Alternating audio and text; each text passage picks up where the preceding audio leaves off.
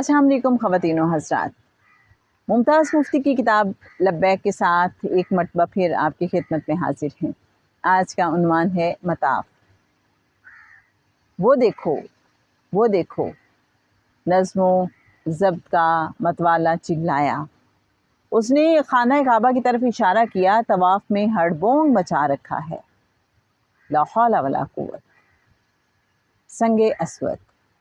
संगे अस्वद के करीब ज़ायरीन धकम पेल कर रहे थे। संगे अस्वद को बोसा देने की ख्वाहिश उन पर भूत बनकर सवार थी। हर कोई दूसरे को पीछे की तरफ धकेल रहा था। अपना रास्ता बनाने के लिए यूं कंधे मार रहा था जैसे मताफ फुटबॉल ग्राउंड हो। अरे साहब, मीर साहब ने आह भरी।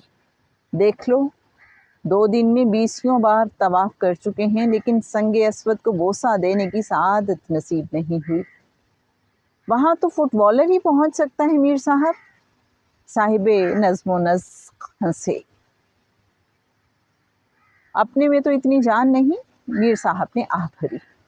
कोई नज़्मो ज़ब्त हो, क्यों लगा हो, बारी बारी ज़ायरीन आगे बढ़ें तो बात बने।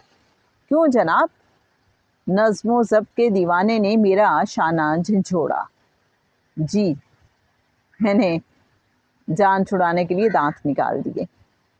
दरअसल दिक्कत ये है कि संगे अस्वद कद्दे आदम जितना ऊंचा नहीं है। बोसा देने के लिए झुकना पड़ता है। मीर साहब बोले।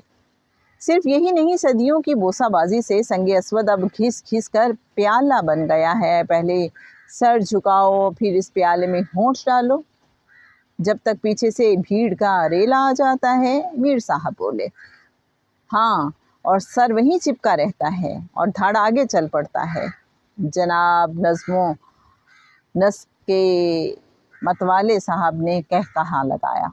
मीर साहब संगे अस्वद को बोसा देने का ख्याल छोड़िए, बस इशारे पर ही गुजारा कर लीजिए।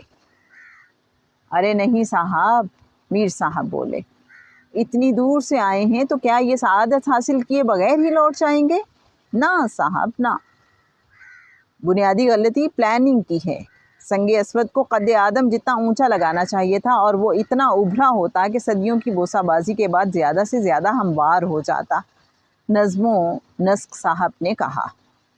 उनके साथ बैठे हुए आबिद ने कपकपी ली और नज़्मो नस्ख के दीवाने पर एक खून आलूद निगाह डाली। उनकी निगाह देखकर मैं कांप गया। उस वक्त हम हरम शरीफ में बड़े सगीर के ज़ायरीन के एक गिरोह के दरमियान में बैठे हुए थे। ये हम कहाँ बैठे हैं? मैंने कुदरत से कहा। कुदरत ने तवज्जो किए बगैर कान मेरी तरफ मोड़ दिया। ये लोग तो जुज़्व को कुल पर मुसल्लत किए बैठे हैं, चलिए कहीं और चल कर बैठें। मैंने कुदरत से कहा।